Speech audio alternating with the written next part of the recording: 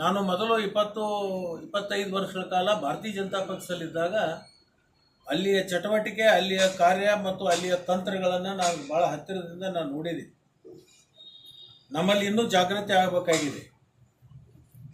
ಅವರು ಒಂದು ಸುಳ್ಳನ್ನು 100 ಬಾರಿ ಹೇಳಿ ಅದನ್ನು ನಿಜ ಮಾಡಿಸ್ತಕ್ಕಂಥ ಸಾಮರ್ಥ್ಯವನ್ನು ಅವರು ಇಟ್ಕೊಂಡಿದ್ದಾರೆ.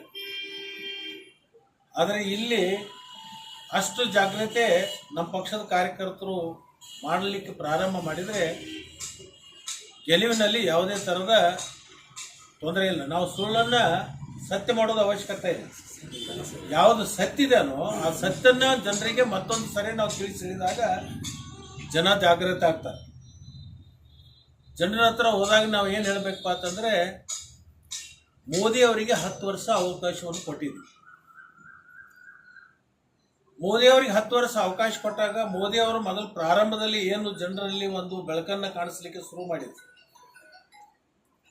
ಅಂದರೆ ಜನರಿಗೆ ಒಂದು ಭಾವನಾತ್ಮಕವಾಗಿ ವಿಚಾರಗಳನ್ನು ಬಿತ್ತಲಿಕ್ಕೆ ಪ್ರಾರಂಭ ಮಾಡಿದ್ರು.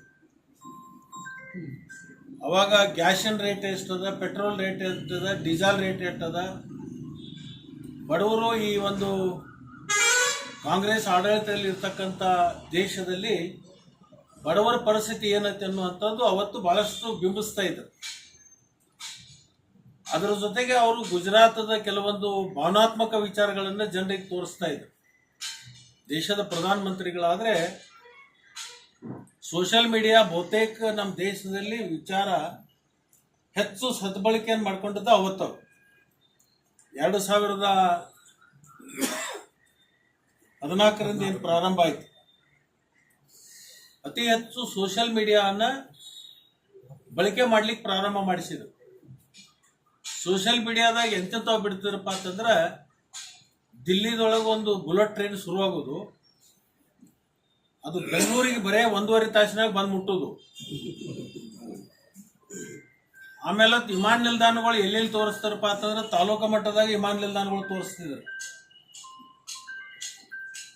ಈಗ ಹೆಂಗೆ ನಾವು ಸರ್ಕಲ್ದೊಳಗೆ ಬನಟ್ಟಿ ರಬಕೈ ರಬಕೈ ರಬಕೈ ಬರ್ರಿ ಬರ್ರಿ ಬರ್ರಿ ಅಂತ ಒದರ್ತಿರ್ತಲ್ಲ, ಹಂಗೆ ವಿಮಾನಗಳನ್ನು ನಿಲ್ದಾಣದೊಳಗೆ ಬೆಳಗಾವಿದಾಗ ಮೊದಲದಲ್ಲಿ ಅತನಿ ಅತನಿ ಅತನಿ ಅತನಿ ಅಂತ ಹೇಳಿ ಅಂದ್ರೆ ಜನರ ತಲೆ ಒಳಗೆ ಏನು ಬರ್ತೈತಂದ್ರೆ, ಇನ್ನೇನು ಅತನಿಗಿಂತ ಬೆಳಗಾವಕ್ಕೆ ವಿಮಾನನ ಮಾಡ್ತಾರೆ ಮೋದಿ ಅವ್ರು ಬರೋಣ ಅಂತೇಳಿ. ಇಂಥವು ಅನೇಕ ವಿಚಾರಗಳನ್ನು ಜನರಲ್ಲಿ ಬಿತ್ತಿ ಮತ್ತು ಅವಾಗ ಹೇಳ್ತಿದ್ರು, ಗಂಗಾ ನದಿಯನ್ನು ಕೃಷ್ಣಾ ನದಿಗೆ ಜೋಡಿಸ್ತೀವಿ, ಅಟಲ್ ಬಿಹಾರಿ ವಾಜಪೇಯಿ ಅವ್ರ ನನಸು ಮಾಡ್ತೀವಿ, ನದಿ ಜೋಡಣೆ ಆದರೆ ಇಡೀ ದೇಶದ ಬರಗಾಲದ ತಾಪತ್ರೆಯಿಂದ ಇಡೀ ರೈತರು ಮುಕ್ತರಾಗ್ತಾರೆ. ಇಂಥವು ಅನೇಕ ವಿಚಾರಗಳನ್ನು ಅವರು ಬಿತ್ತುತ್ತಾ ಇದ್ದರು.